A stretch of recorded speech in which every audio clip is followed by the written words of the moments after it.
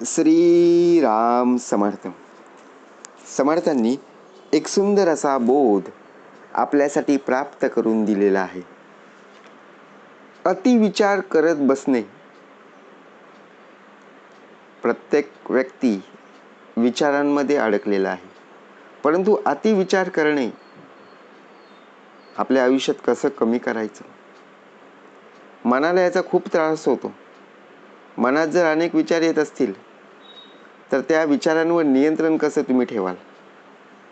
समर्थ म्हणाले, आपला देह सकाळी उठल्यापासून ते रात्री झोपेपर्यंत विचारांमध्ये असतो, परंतु त्यातले काही विचार आपल्या आयुष्याला उत्तम प्रकारे योग्य मार्ग दाखवत असतात, तर काही बघा प्रत्यक्ष जर आपण विचार केला ना, त्याचा उपयोगच आपल्याला पाहायला मिळत नाही.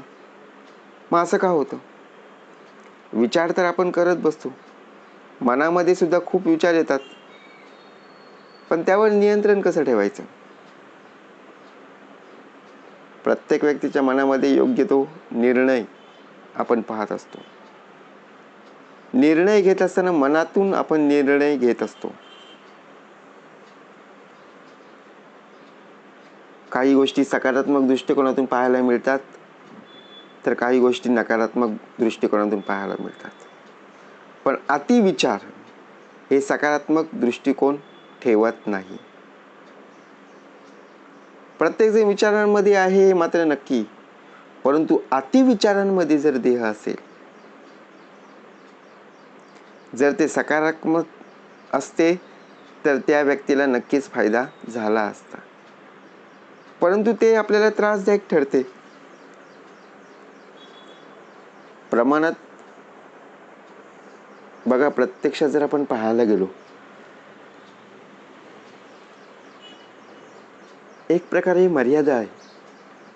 ती जर मर्यादा ओलांडली मग शेवटी विचार आपल्यालाच करावे लागतात.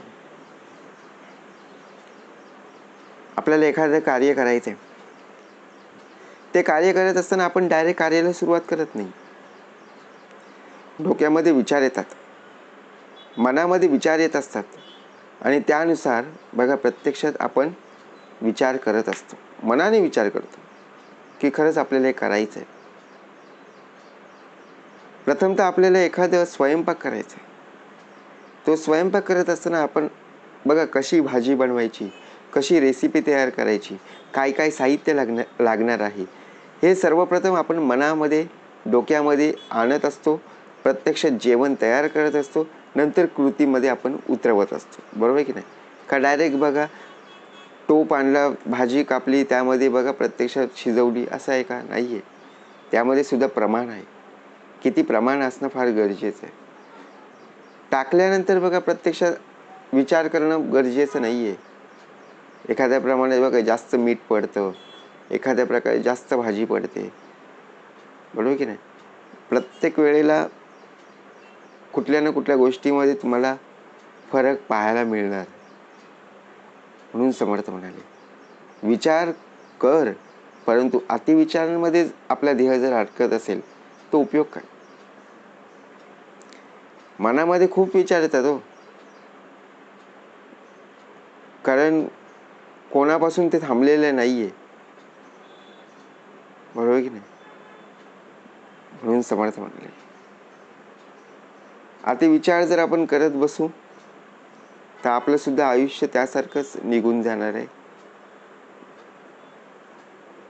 म्हणून आपल्या आयुष्यात आपल्या भवितव्याची काळजी परमेश्वरच घेत असतो. बरोबर ना. म्हणून समर्थ म्हणाले, आपल्या आयुष्यात भूतकाळ, वर्तमानकाळ, भविष्यकाळ, आपण फक्त कोणाचा मार्ग स्वीकारतो तर भविष्य काळाचा. परंतु आपल्या आयुष्यात जो आता वर्तमान काळ चालू आहे त्याचा विचार करणं फार गरजेचं आहे. आपण वर्तमान काळ सोडून फक्त भविष्याचा विचार करत बसतो. काही लोक बघा, प्रत्यक्षात मनामध्ये विचार आले की रडत बसतात. म्हणून समर्थ म्हणाले, आपल्या विचारांवर सुद्धा नियंत्रण टिकवणं, नियंत्रण असणं फार गरजेचं आहे. त्यामुळे आपला देह अस्वस्थ होतो. बघा, विचार कोणते येतात आपल्या देहामध्ये? अनेक प्रकारचे बघा आजार पाहायला मिळतात, अनेक प्रकारचे रोग पाहायला मिळतात. ते रोग बरे होतील हो, पण त्या आजारापेक्षा आपल्याला त्या आजाराची भीती वाटते.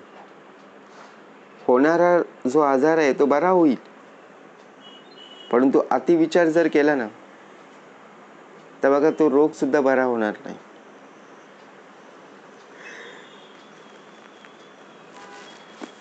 म्हणून सर्वात मोठं कारण म्हणजे भीती. आपल्यामध्ये भीती आहे ना, ती नष्ट झाली पाहिजे.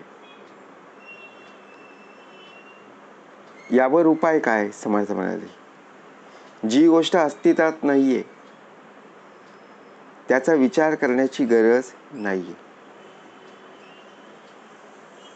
आता अतिविचार तेव्हाच येतात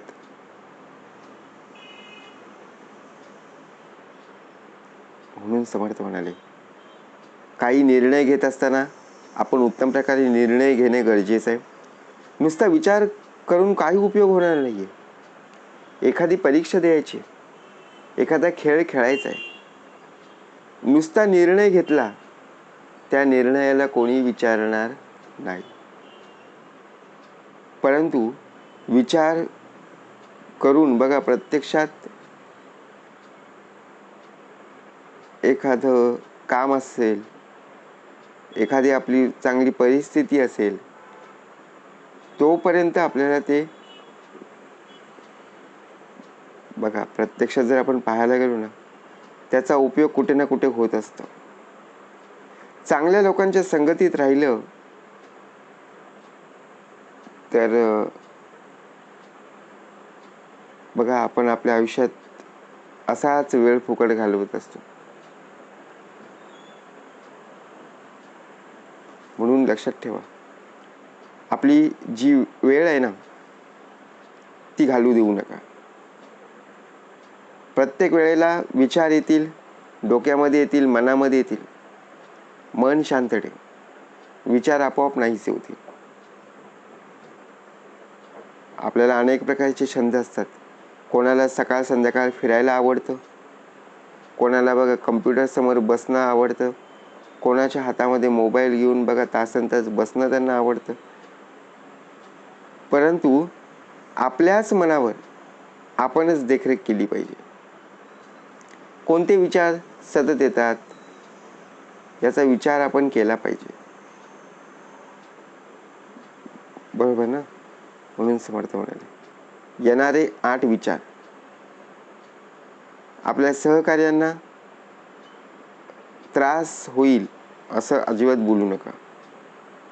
कारण चिंता करून काहीच हाती येत नाही हो. काय येतं? समर्थ म्हणाले, चिंता. विषय विकार तर आपल्याला प्राप्त करून दिलेले आहेत.